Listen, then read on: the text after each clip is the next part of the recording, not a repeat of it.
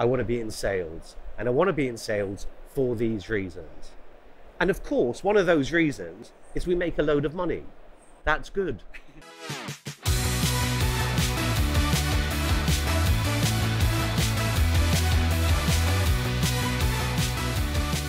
Hello Sales Nation and welcome to the Salesman Podcast live in partnership with HubSpot and recorded at the Sales Innovation Expo down in London. On today's show we have Jack Mizel. He is the CEO of the Institute of Sales Management, and I'm asking Jack, is sales a force for good? Makes total sense when we jump into the conversation, and there's a good number of insights in this for you guys, Sales Nation. You can find out more about Jack over at ismprofessional.com. And with all that said, let's jump in to today's episode.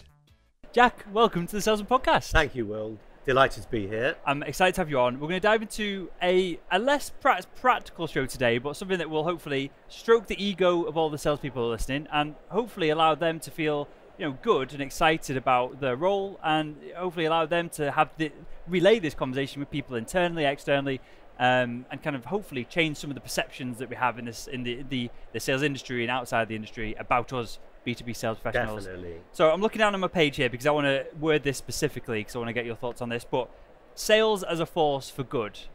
Tell us what that means to you and what that should mean to the 20, 30, 40,000 people who are going to listen to this. Well, essentially, I have been in sales since Methuselah was a child, so a long time.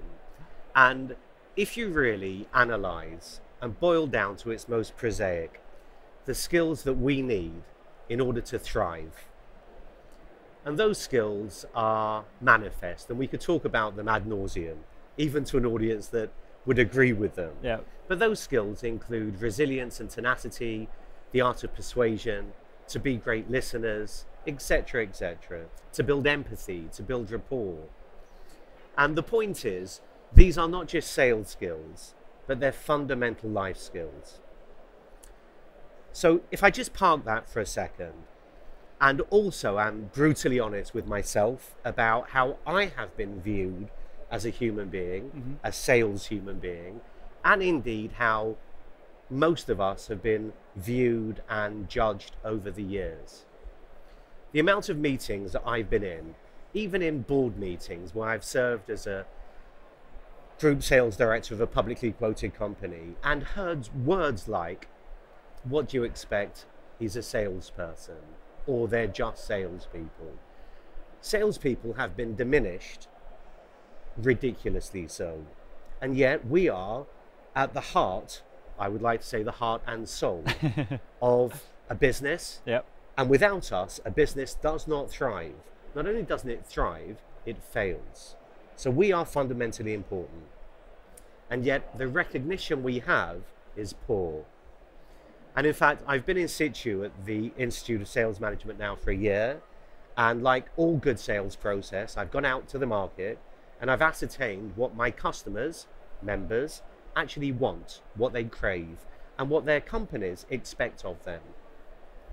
And one of the key ingredients that is missing is to give us all the recognition that we deserve. So let's bring those two things together. We've got these skills on the one hand and a lack of recognition on the other. So what we are going to be doing through the Institute, through our members and via regional committees, is going out into society and teaching these life skills completely free of charge, completely pro bono, and helping turn the lives around of people that really need it. These are people who are currently unemployed. These are people who are using food banks. These could be ex-service people. And why should we do that? Why should your listeners, viewers be interested? I'll explain simply. Let's put the philanthropic side of it aside, even though it will appeal to many. So putting that aside, even though it's great, what I want to do is to change the perception of sales. And for sales, as you said, to be seen as a force for good. Now, if we as a profession can go out there and be seen to turn the lives around of thousands of people who really need help, how amazing will that be? And how different will the attitude be of society as a whole towards salespeople? Now, speaking as a dad of 4, nothing would make me prouder than my younger 2 kids, when asked by careers advisors, what do you want to do when you grow up? For them to say, you know what, I want to do what my daddy does. I want to be in sales, and I want to be in sales for these reasons. And of course, one of those reasons is we make a load of money. That's good. So there will be many days where I have stuff to share about how we'll make money, how we can close more deals, but today isn't that day. Today is fundamentally more important. And this single initiative will do more to raise us up as a profession than anything else I've ever known.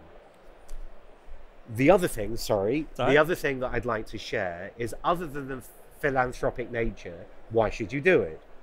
And the answer is this: people are often not promoted just on their ability to do their job. They're promoted on how they are perceived. And again, as part of your CV or as part of your review, if you talk about what you are doing through the Institute in terms of changing the perception, either as you as an individual or on behalf of your company, the promotion you want will become available to you more readily.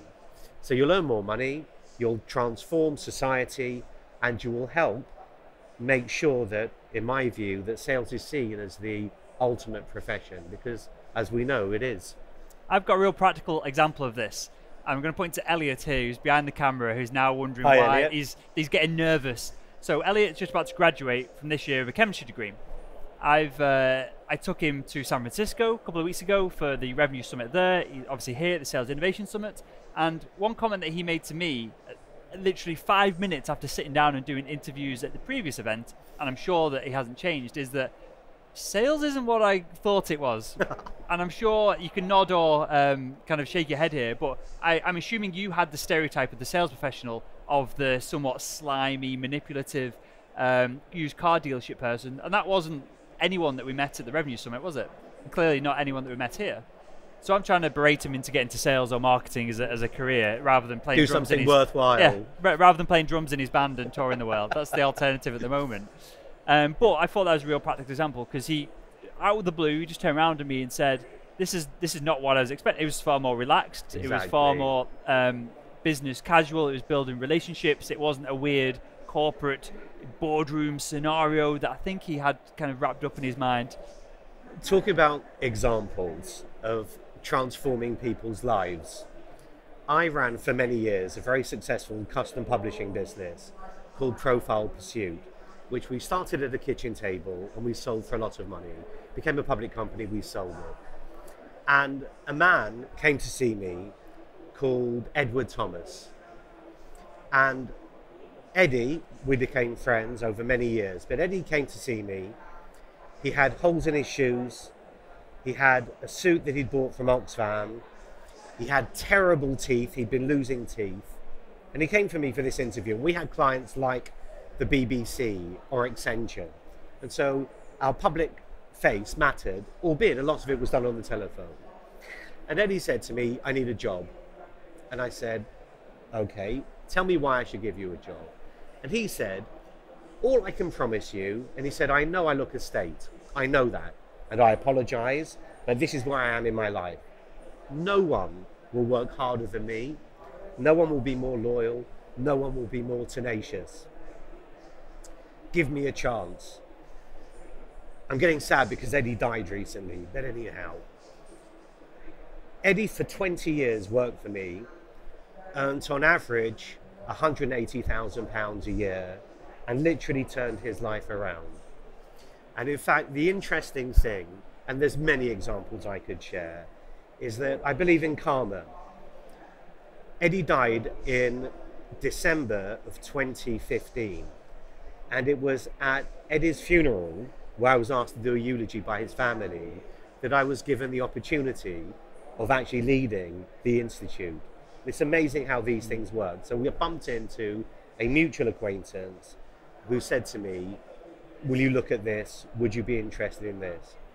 And so I have seen with my own eyes, and I have developed people in my own way, where they have gone from nothing to being really successful, happy, committed, loyal family people.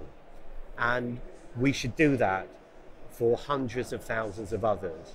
And the power of your audience, if I may, with the support of the Institute, come join us through the regional committees, work with our charity partners.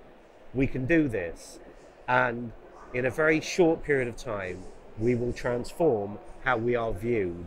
Not oily, not slimy. We don't put feet in the door to stop people. We don't do that. Not often. We don't do that. We think about customers, we think about the needs of others, and only by them benefiting do we then benefit. So I don't want to gloss over this, and we'll drill into this, then we'll go into how we can practically just evolve the industry as a whole as well, perhaps individually. But as I said, there's 20, 30,000 people are going to view this, 20,000 more are going to listen to this over the audio. How can, to what you did to drive there, how can we very practically get involved? Is there a website URL? Is there something I can link to as well? So basically, come to ismprofessional.com, look up regional committees, and get in touch. Fill out your details. We will be in touch with you, put you in touch with the committee members in your local community, and get you to join in what we're doing. Now, you should also, as part and parcel of this, join the Institute, because the Institute, in addition to doing this work, does a great deal of other work through these regional committees that will actually help you make more money specifically as part of your day job. So seminars, webinars, great speakers, loads of member benefits, etc., etc. But essentially the first step, come to the website, ismprofessional.com, join the regional committees and speak to us. And we will give you the practical steps you need and the area by which this outreach program is taking place. Cool. So I'll link that in the show notes to this episode. And so going a high level conversation above all that perhaps. What can we do as individual contributors, as individual B2B sales professionals to change, let's get selfish for a second. What can we do to change the perception that our customers have of this salesperson stereotype? Because I know there's a lot of salespeople listening that their job titles is not salesperson for this very reason. It's director or business development. So I was a territory manager and an account manager in medical devices. Is there anything that we can do in our process, or anything that we should cut out, perhaps, that you see as common in the in the sales training that's given out? Is there anything that we should and shouldn't do to change the perception that we have? Yes, there is. 35 years ago and beyond that, and we will know this, salespeople had a product and they pushed it. Here's my product. Do you want it? Yeah. Yes or no. You've got an objection. You hopefully could isolate it, overcome it, do a deal. The world we live in now is more sophisticated. And in fact, in the last 10, 12 years, significantly more sophisticated, because often when you turn up at your customer, they know more about your product often than you do. Why? Because of the internet. So in order to really be seen as a sales professional, my view is what you have to do is genuinely be able to share insight. It's about the provision of insight and intelligence. Now, what does that mean in practical terms? What does my customer care about? And ultimately, what my customer cares about is what his customer or her customer thinks about. And so we at the Institute have developed a proprietary method of training with Lawrence Rosenberg, who's one of our directors, called New Gap Selling. And it's basically not about bridging the gap. We've all heard of gap selling. It's about the new gap, widening the gap and understanding your customer's customer. Because if I can turn up to my customer and truly understand what their customer thinks about the provision of that customer service, I'm giving him something that is invaluable. So, what can we do so that we are viewed as valuable? And the answer is, truly, don't just pretend that you're a solution-led salesperson. Don't just say, I understand challenger sales or SPIN or SPIZ or any of these acronyms we hear ad nauseum. if you really want to be seen as a salesperson, not a business development person, I want to get rid of these other titles. Okay. I want people to be proud to say, what do you do for a living? I'm a salesman. I'll come back on something in a minute, which is interesting. And the way to do that is really do the research and understand what is it that your customer and their customer truly need. And if you provide that service, you're in the game. And I just want to, again, I don't want to gloss over this, because so I'm 300 plus shows in, and you're the first person to go that extra step. Because so we have sales experts on the show, and we have sales practitioners, like salespeople who are greatly successful in their roles, and I try and pull out all insights that I can from them and add context and package it up in the audience in a nice video audio podcast with a nice little bit audio intro either side, and it's pretty to look at. But you've just, out of all the people I've had on the show, gone that extra step further of most of the conversations are, how can we save our decision maker time or money? Then we go a step further of how can we allow the users of the product to sell the decision maker on that. We're the first person to say, on the bigger picture, obviously that's important, on the bigger picture, how can we involve the customer's customer? And that's how we get our decision maker a promotion, isn't it? That's how we get them internal, like politically, how we get excitement and buzz around them. And that is, it's more intangible. That's perhaps more of some of the art of sales versus the science of process. Well, no, it is science, because think about it from this perspective. You would expect the Institute to be at the forefront of sales process and intelligence. And we are. Without blowing our own trumpet, we have to be. Yeah. We're the Institute. We've been around for 100 years, and our mission is to raise the value of sales. So if we're not at the forefront, we are, as a profession, in trouble. Now, we have clients. So let's say Rolls-Royce. And Rolls-Royce sell engines, and they have salespeople. And it's my job to basically provide training and development pathways to those salespeople. And also to make those salespeople fit for purpose. So I could go in and put together a learning journey based on their strengths and their weaknesses and say, do this and you will get better.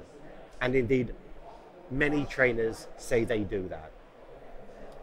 We, as you say, go a step further, because as the Institute, we are the honest broker. We are the neutral player.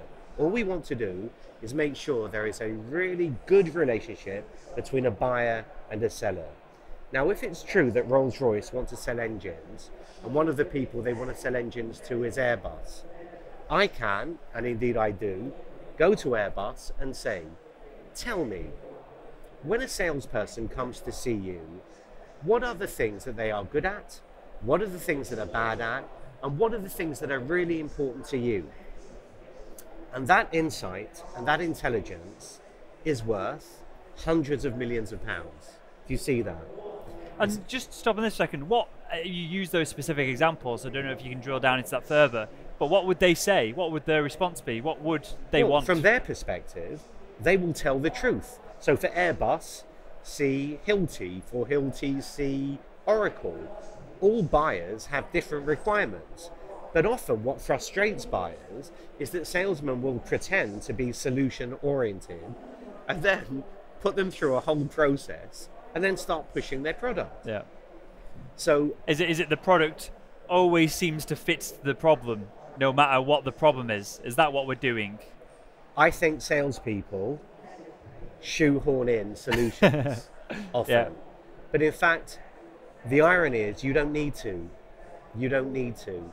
What you need to do, as long as your product is fit for purpose, and only you guys out there know if it is or it isn't, then you can position your product always, of course, in the best possible light. I'm not saying that you oughtn't to do that, of course not. But what I'm saying is, the oldest cliche in sales is 2 ears and 1 mouth. Truly listen to what your customer is saying. Don't just pretend to listen, thinking or using that time to think, what am I going to say next? Really listen to what they have to say, but go beyond that. Speak to their customers, do the research, find out what they care about. And if you can come back with that true consultative methodology, and in fact join the Institute and we'll teach you this methodology, you are doubling your income, at least. Does a lot of this come down to the fact that perhaps if you're trying to shoehorn your product into every single person that you speak to, that's a symptom that the problem is actually that your pipeline isn't big enough because we're all avoiding prospecting? Yes, and also, well, yes and no. Yes, often a pipeline is big enough, but the research you've done to put them into the pipeline is cursory. So how many times have we heard, I don't have enough leads, my leads are terrible? Well, in my view, mostly inaccurate. You do have enough leads, and if you don't, get some more, but the ones you get next time, please research them. Truly understand. Let me ask you this. So I'm interrupting, but I don't want to. No, I like it. I want to kind of like drill down, so we get real practical with the audience. So other than the obvious of company size, the potential decision makers and their titles, and all this stuff that goes into the CRM, probably in the boxes that are there, and if there's not extra boxes, perhaps we don't bother going the extra mile. What should we be looking for? What are the indicators that this customer is going to be a good, and I realize this is a huge question, but what are the high-level indicators that someone's going to be a good fit or a bad fit for your product? More, what are the things that perhaps we haven't thought of in the past? I'm silent because I'm giving it thought, because as you say, it's such a wide question. I actually don't think there is a bad customer. I think there is a bad prospect based on a lack of research. And I'm sorry I keep drumming on about this, but you shouldn't be speaking to someone unless you've researched it. And if you've researched it, you'll know if there's a fit. If there isn't a fit, don't call them. Find someone else. And the other thing that I've always done is, again, drilling down, is that salespeople should avoid at all costs not pitching the decision maker. I know it's hard to get hold of them. I know that they are protected now by voicemail. They hide behind email. They've got secretaries and PAs. Start calling early, start calling late. Don't get lazy with the sales process. If what you have to say is important, because you've done the research and you're confident that what you're saying is critical to your prospect, then keep your powder dry, speak to the decision maker. And more sales are lost, not because they weren't able to be closed in principle, but because they pitched the wrong person. More sales are lost because of a lack of research and laziness in terms of speaking to the person. I was just about to ask, is the problem here laziness to a certain extent? Has this been made yes and better? No. Has this been made better or worse through the internet? And what I mean by that is, you've got to be pretty lazy not to type someone's name into LinkedIn and go through that profile. But then does that mean that there's a whole generation of salespeople who are just using LinkedIn and perhaps not calling the company and doing a bit more research about the account and going that bit deeper because we're spoilt with LinkedIn? Yes, and I also think, the computers, LinkedIn, the internet have strengths and weaknesses. They have enormous strengths in terms of our ability to research. But what I've seen with my own eyes running teams is that people hide behind the computer. Yep. Whereas people don't buy via email, or rarely buy via email. If they did, we wouldn't be needed. What they need to do is make more phone calls, make more appointments. And 8 hours is a long time. I'm not saying you have to do 12, 13, 14, 15 hours, because it's the kind of bravado macho thing that you have to do. Nonsense. If you work 8 hours properly and you use key sales periods to make calls to prospect and other times to do research, in those 8 hours you can conquer worlds.